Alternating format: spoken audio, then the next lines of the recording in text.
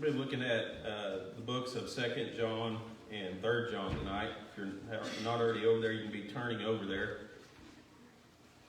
And while you're doing that, on question number 1, the question is, what's more difficult, starting something or continuing it? And the example that we have on here is something like an exercise program, or maybe we could even say diet, right? What's easier, starting it or continuing it? Starting, okay. Continuing. I can start a diet every morning about noon. I'm ready to get well. I start one every morning, brother. by noon, I'm done though. I don't know. I mean, it might be different for everybody else. For me, it's the continuing. Getting started is usually the easy part, but keeping something going for me is the hard thing. So based on what you chose, whether it's starting or continuing, why would you say that's the case? Let's do starting. Why is it more difficult for some people to start? I think if you're starting something, it means that you have to admit there's something wrong with what you're doing or how something's going. Okay. Sometimes I don't start something because I don't look at the single task. I look at the bigger picture. It's Overwhelming? Yeah. Okay, and those who chose continuing, why do you think that's the case? And to break old habits and create new ones. Yeah, for me, it's hard to do the same thing over and over and over and over and over again when you get into a routine. And tonight, we're talking about, or John's going to talk about the idea of the Christian life. And we want to kind of apply this in a spiritual way. So let's think about it from this perspective. Do you think it's harder to start becoming a Christian or to continue faithfully being a Christian? Which one of those two do you think is harder? Continuing? Okay. Anybody disagree with that? I think piggybacking off what Mel said, it's hard to walk in front of everybody and say I was lost in the world and kind of put on Christ. Yeah, I don't think it's any part of it's easy, do you? When you think about the Christian life, John, of course, is writing about, writing actually to two different people who he's talking about how, he's happy to hear that they're continuing in the truth, that they're continuing to be Christians.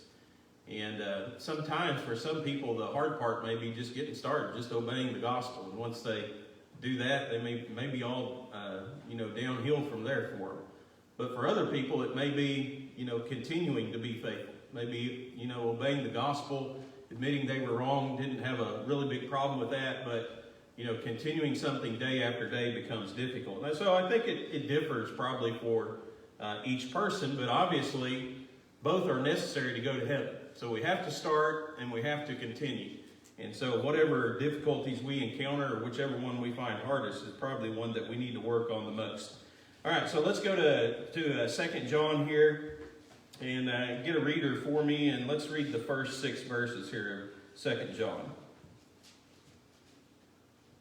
The elder unto the elect lady and to her children whom I love, in the truth, and not only I, but also all they which have known the truth, for the truth's sake which dwelleth in us and shall be with us forever. Grace be with you, mercy and peace from God the Father, and from the Lord Jesus Christ, the Son of the Father, in truth and love. I rejoice greatly that I found of thy children walking in truth, as we have received a commandment from the Father. And now I beseech thee, lady, not as though I wrote a new commandment unto thee, but that which we had from the beginning, that we love one another. And this is love, that we walk after his commandments. This is the commandment, that as ye have heard from the beginning, ye should walk in it. Okay, so question number 2, who wrote this epistle? Who wrote 2nd John? Yeah, John. It's not a trick question. And how does he address himself or describe himself in the first verse there? As an elder, right? And what do you think that means? Do you think that's a office that he held, or maybe just a general description? Okay, undoubtedly, John was probably fairly old at this time. Remember when we studied, where I guess we're still studying elders in our series on Sunday mornings. But one of the words that's used to describe them was presbyteros, and that's the same word here that John uses to describe himself. But basically, you have this concept in the Bible. You have those who are older and those who are younger. And so maybe he's well advanced in years at this time, or could it be that he's an elder in the Lord's church? You think of any other apostles that were elders in the Lord's church? Peter? Anybody else? Probably James. You guys awake tonight, or everybody's just holding their head down? I don't know if you don't want to answer, or you're asleep. So it wasn't uncommon. It wasn't uncommon for these men to be leaders within the Lord's church.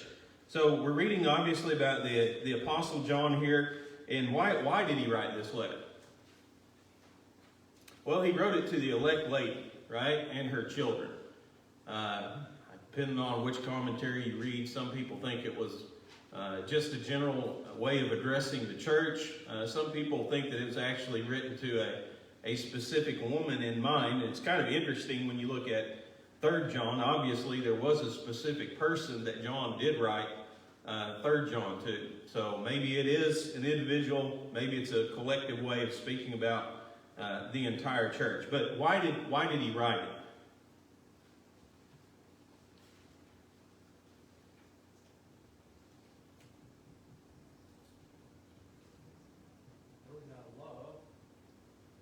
Okay. Yeah, for love, for truth. He says in verse 4 here, he said, I rejoice greatly that I have found some of your children walking in truth. And of course, in verse 2, he also talks about because of the truth which abides in us and will be in us forever.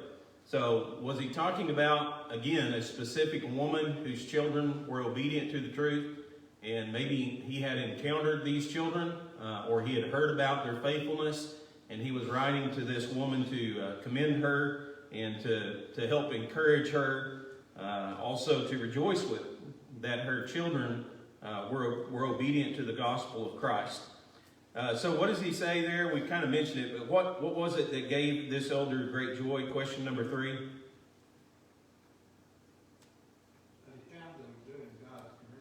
Yeah, he found them walking in the truth, right? He found her children walking in the truth. Another way of stating that, as John has written before, walking in the light.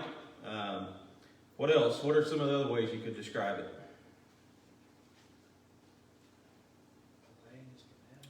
Yeah, obedient, faithful, becoming children of God. So it all revolves around the same idea. And, it doesn't really matter where we go in life or where we are. All of us should be walking in truth, shouldn't we? I mean, we should be walking in the light. That means, when we're at home by ourselves. That means when we're within the business world. It's not something that a different way that we live that we suddenly change when we enter into the world. Even when we go on vacation, should we be walking in the light? Yeah, it's at all points and all times within our life. And so John had no greater joy than to hear that her children were continually walking in the light. They were walking in the truth. They were being obedient to God. So what command, question 4 here, what command does John give to his readers? Love one another. Yeah, to love one another. Does that surprise you? When we're talking about John here, I've said we've been studying off and on some of the chapters on Sunday evenings through a sermon setting too in the book of 1 John. And I think all of them that we looked at have revolved around the subject of love. And John, some people identify John as the apostle of love because, again, when you read his writings, that's a lot that he wrote about. Even within the Gospel of John, a lot of the things that he wrote about involve the aspect of love. And so it's not nothing new, or it's not anything new. It's not something, as he's writing here, he says, you're not going to hear anything different than what I've been telling you. I'm not going to give you a new commandment, but I'm going to tell you the same thing I've been telling you over and over and over again, and that is to love one another. And tradition, I think it was Guy Woods who wrote in the Gospel Advocate series the commentaries on 1st and 2nd and 3rd John. But I remember reading a story in one of the commentaries about a tradition when John was to the point where he couldn't even walk anymore. He had to be carried around on a bed everywhere that he went. And they would carry him in on a bed into the church, into the midst of the church, and he would say, he said, love one another, love one another, love one another. And so that was kind of his forte, I guess you could say. That was the emphasis that he put upon his teaching everywhere he went.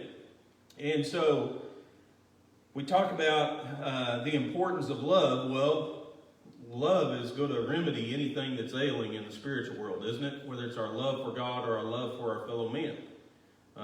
Love involves the two greatest commandments, the first and the most important commandments that we read about within Christianity. And so John emphasizes this principle over and over and over again.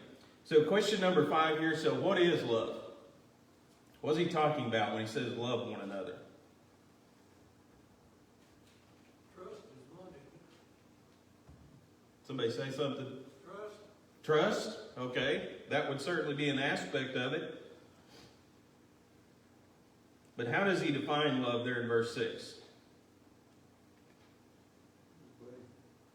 Yeah, obedience, right? You know, we've talked about this and he's emphasized it over and over again. What is love? Well, it's not just an emotion. It's not just a feeling. Love is a behavior. It's a way of life.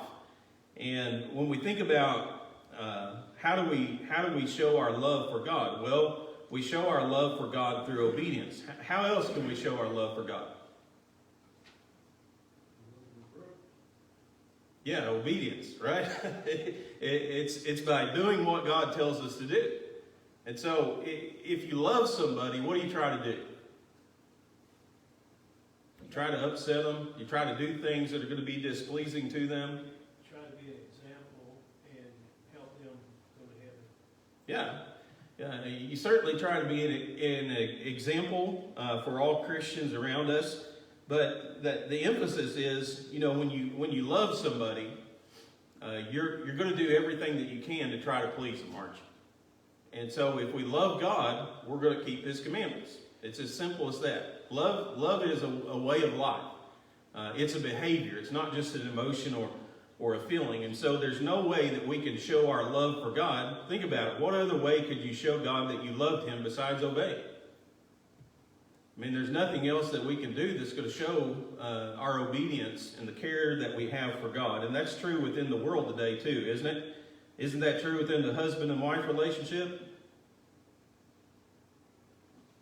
Husbands are... You're looking for the answer, yes. Huh? Yeah, it's a rhetorical question, I guess. I don't know. Yeah, if you love your wife, you're going to try to please your wife, right? You're not going to do things that upset her. You're not going to do things that are going to make her angry. You're going to try to do things that make her happy. And so that's what love is. So John writes to them, no new commandment here, same one you've been hearing from the beginning, and that is that you love one another. All right, let's go to verse 7 here in 2 John. Somebody read verses 7 through 13 for us. For many deceivers have gone out into the world who do not confess Jesus Christ is coming in the flesh. This is a deceiver and antichrist. Look to yourselves that we do not lose those things we work for, but that we may receive a full reward. Whoever transgresses and does not abide in the doctrine of Christ does not have God. He who abides in the doctrine of Christ has both the Father and the Son. If anyone comes to you and does not bring this doctrine, do not receive him in your house or greet him. For he who greets him shares in his evil deeds. Having many things to write to you, I do not wish to do so with paper and ink, but I hope to come to you and speak face to face, that our door may be full. The children of your elect sister greet you. Amen. Okay, so what does John encourage his readers to do here in these verses? Specifically, look at verse 8 here.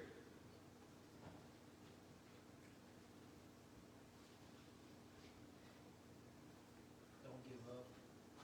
Yeah, okay, don't give up. And what does he say? What's the first three words there? Look to yourself. Look to yourselves. What does that mean? Yeah, watch out for yourselves, right? And what are we supposed to be watching out for?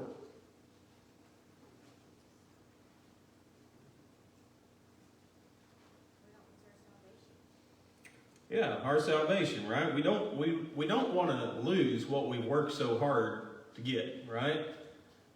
We don't want to lose. We don't want anything less than to be fully rewarded in the judgment day. And so we have to be careful. We have to keep an eye out for ourselves. And how is it, specifically in the context here as John is writing, how is it that we're going to lose that which we have worked to get? Or how is it that we're going to lose our full reward? What would cause that? I think it's talking about false teachers. Yeah, deception, right? Or false teachers. He says many of these false teachers have gone out into the world. He talks about how they're deceiving others, and of course, how their spirit is the spirit of a deceiver and the Antichrist himself. So we have to watch out. We have to be careful that false teachers don't deceive us into believing and following something that's not true. And if they do, then we're going to lose our reward. We're going to lose those things that we work so hard to get. And of course, the emphasis that John has put in this epistle is he's so overjoyed to hear that the children of this lady are continuing in the truth. You know, they've not been led astray by the false teachers. They've not been deceived. So question number 7 here, what is true about somebody who does or does not continue in the teaching or the doctrine of Christ?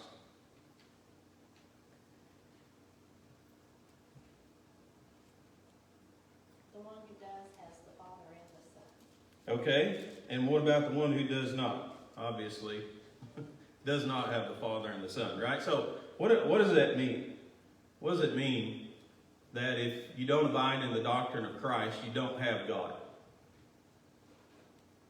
Does that mean fits in our pocket or something and goes along with us? There's no way around Christ, right? There's no way, no the Father except through me. Yeah, yeah. You know, there are people. Obviously, there have been people from the time that Jesus appeared, but even today, who say, well, you know, we'll acknowledge God, Jehovah, as the creator of this universe, but we don't believe that Jesus Christ was the Son of God. You know, if we don't abide within the teachings of Jesus, we don't have God as our Father, do we? We don't know Him. Maybe as John has said earlier on before. And so what it's talking about is we don't have the approval of God, right? Remember Paul, he talks about in Ephesians 2, 11 and 12, about the Gentiles. He said you were without Christ and you were without God in the world. Well, what does that mean? That means that God wasn't on their side. You know, Christ wasn't on their side. They didn't have their approval. And the person who does not abide in the doctrine of Christ, and again, you have this picture, kind of like the picture of sin, but you have these boundaries that encompass the doctrine of Christ. If I step over that line and I go outside the doctrine of Christ, I don't have the approval of God. You know, I have to stay within that boundaries. I have to stay within the teachings of Christ in order to have God on my side. And so he's talking about these people, these false teachers, these deceivers who are going out in the world, they're stepping outside the doctrine of Christ. Well, God's not on their side anymore. And so he says or question number 8, so who were the readers of this letter not to welcome into their houses?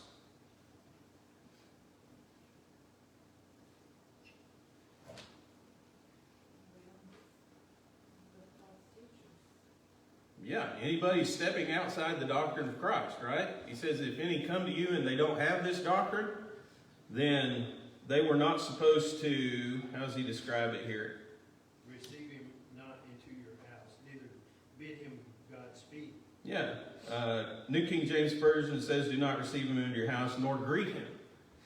So why would John write something like that? Now, if a person comes along, he's a false teacher, he's using deception, he's outside the boundaries of the teaching or the doctrine of Christ, we shouldn't let him into his house. We shouldn't greet him. Why would he write something like that?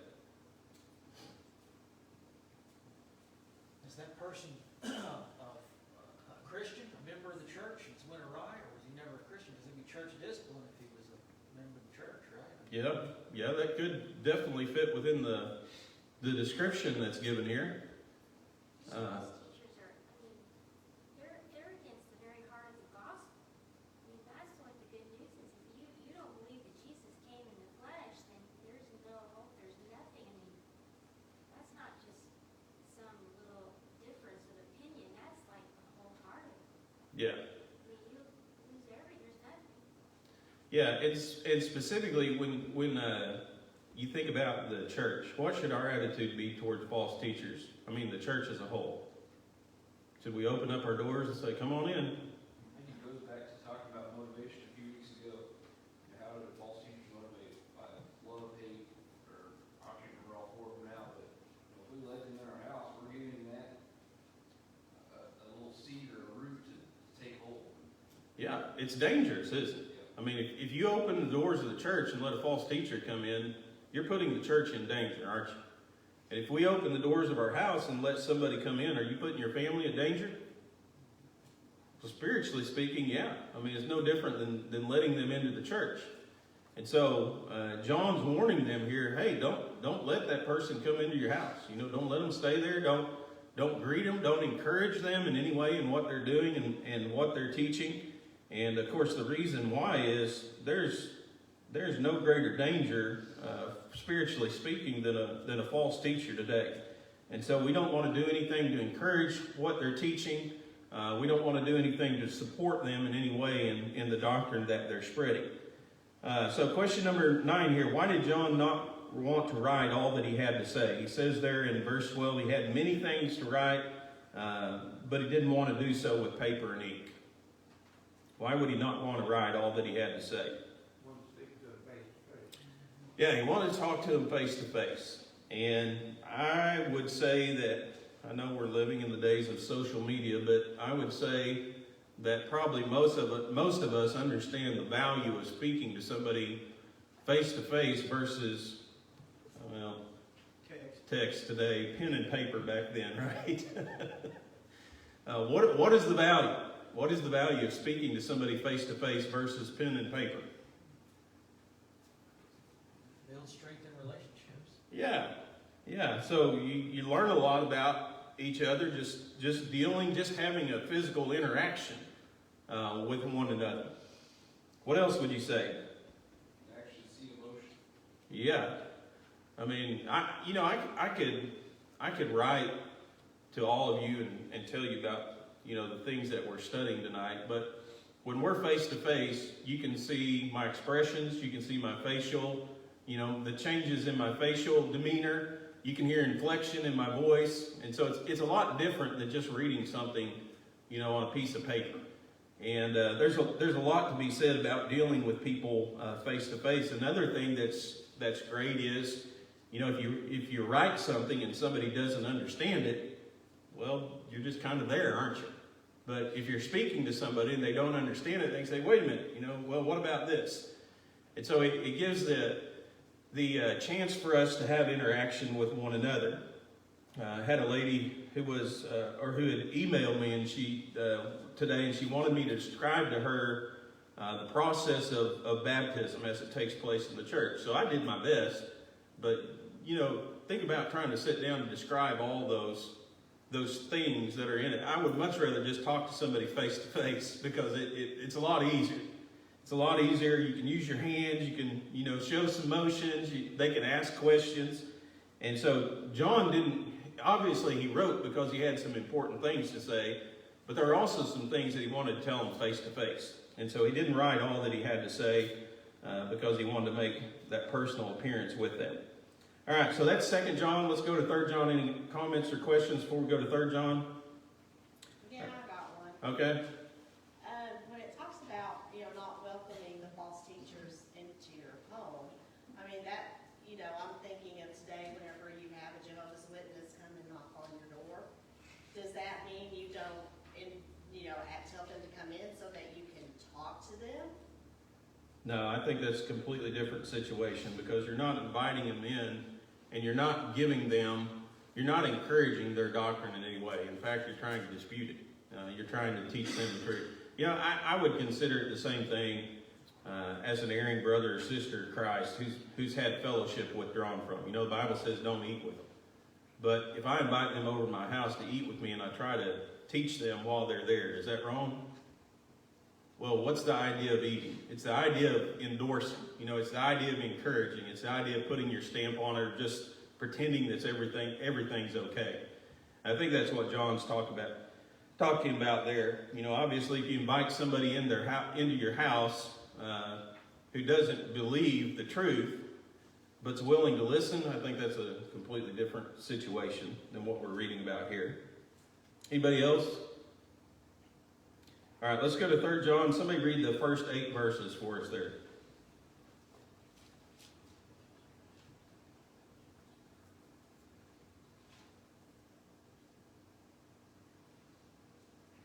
The elder to the beloved Gaius, whom I love and truly. Beloved, I pray that you may prosper in all things and be in health, just as your soul prospers. For I rejoice greatly when the brethren came and testified of the truth that is in you, just as you walk in the truth. I have no greater joy than to hear that my children walk in truth. Beloved, you do faithfully whatever you do for the brethren and for strangers, who have borne witness of your love for the church. If you send them forward on their journey in a manner worthy of God, you will do well. Because they went forth for his name's sake, taking nothing from the Gentiles, we therefore ought to receive such that we may become fellow workers for the truth. Okay, so once again, we're reading about an epistle that John wrote. This time he's writing to Gaius, though. And, when you study a little bit about the epistle itself, I think, what were there, three or four different guys in the Bible that carried that name Gaius. We don't know which one he's writing to. But is there anything that, as John writes here, that stands out to you about this man? Anything that you can identify him by? You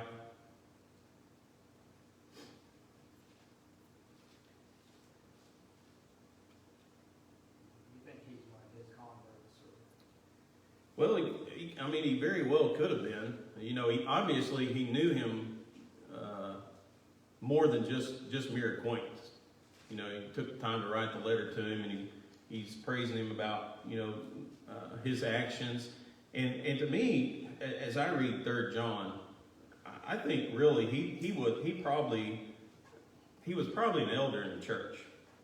And I say that because I think not only Gaius, but also Diotrephes, who's mentioned here, and then Demetrius a little later on.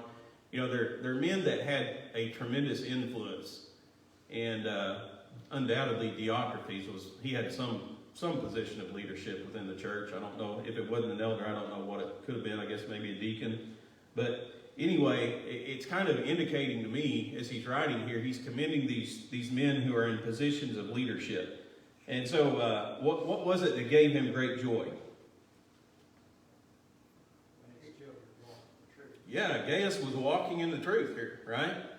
And when you think about it, how important is it? And in fact, the way that he describes it there, he said in verse 4, I have no greater joy than to hear that my children walk in truth. How important is it for leaders within the church to live godly lives? Pretty important. It's important for all of us, obviously, but the behavior of a leader in the church, the way that they choose to live their lives, and the way that they behave, it can have an entire effect upon the congregation itself. And so it's really important here to understand, as John is writing here, he writes about Gaius, who I think is a outstanding leader, and then you have a contrast with Diotrephes, who is less than what God desires from those who lead.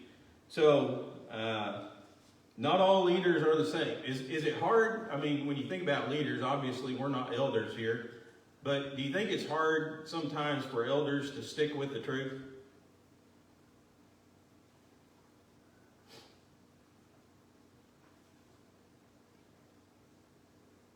No, I don't think so, that it's hard to stick with the truth. It's hard to apply the truth in some situations that occur where you love everybody that's involved in that situation. Yeah, it's not always the easiest thing, and you know that's not a bad thing or a wrong thing to say, because obviously when you look at the life of Christ, was his life easy? I mean, did you say he had an easy life here on the earth? Well, no. It's not always an easy thing to stick with the truth, to walk in the truth. But again, good leadership, that's what they're going to do. They're going to stick with it. And of course, as we're reading here, Gaius was one of those men. John's praising him in those things. Question number 11 here. So in what way does the truth live in us? He talks about, let's see, in verse 3, that the truth is in him and he's walking in the truth. What does that mean, that the truth was in him or living in him? How does the truth live in us? Thoughts, actions, and words. Yeah. Yeah. When you think about Christ, you remember Jesus said, John 14:6, he said, I am the way, the truth, and the life. Jesus was the very embodiment of truth, wasn't he? I mean, the words that he spoke, the actions that he performed, he was the truth manifested, acted out here upon this earth. And if the truth is in us, then we're going to be acting in the way that God has commanded us. We're going to be walking in the truth. We're going to be speaking the way that God wants us to speak, acting the way that God wants us to act. So the truth should be living in us. And in number 12 here, what does John say that Christians ought to show hospitality to Christians who serve God? Why did he say that? Why should we show hospitality to other Christians who are serving God?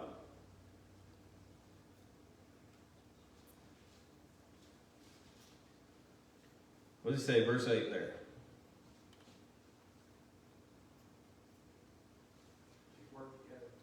Yeah, because when we help somebody who is serving God here upon this earth, whether it be a missionary, obviously we're reading about men who were traveling about, they were working with the Gentiles, and they weren't getting paid by the Gentiles. They were doing it for free. And so a lot of these Jewish Christians were helping them out. They're saying, well, come stay at my house while you're doing this, or I'll feed you, while you're doing this. Well, they may not have been out there personally, doing the footwork, but were they part of the work that was being done? Yeah, they were fellow helpers or fellow workers.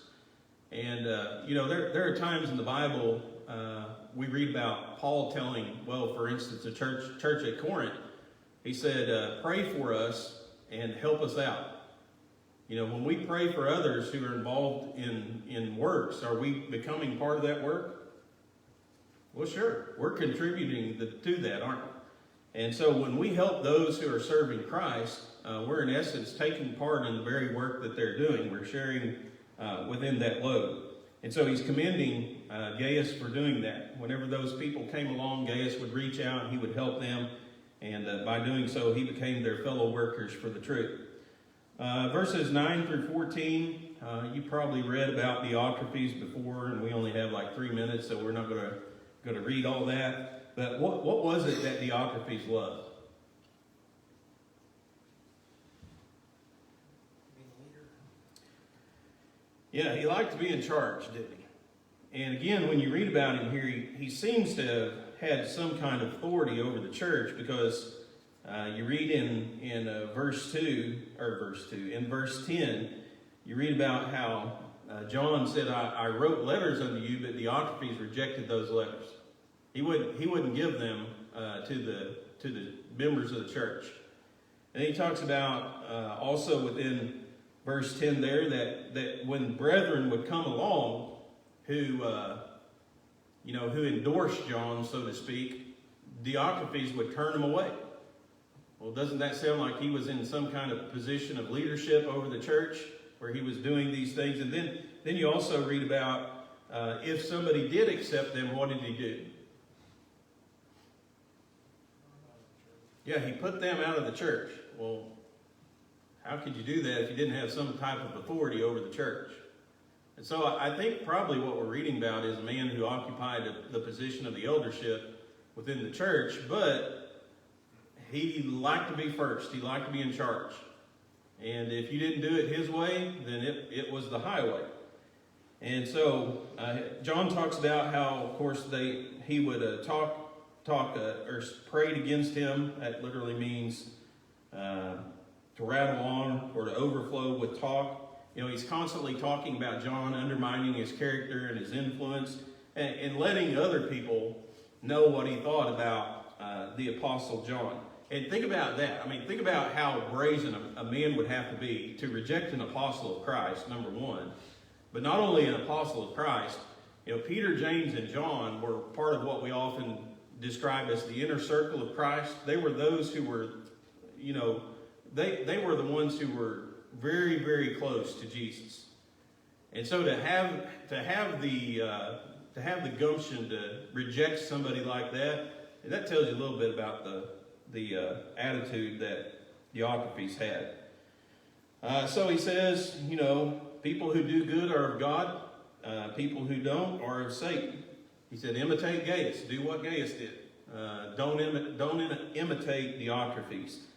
And then he talks about Demetrius. Demetrius, the amazing thing about him is, when anybody talked about Demetrius, the only thing that they had to say about him was something good.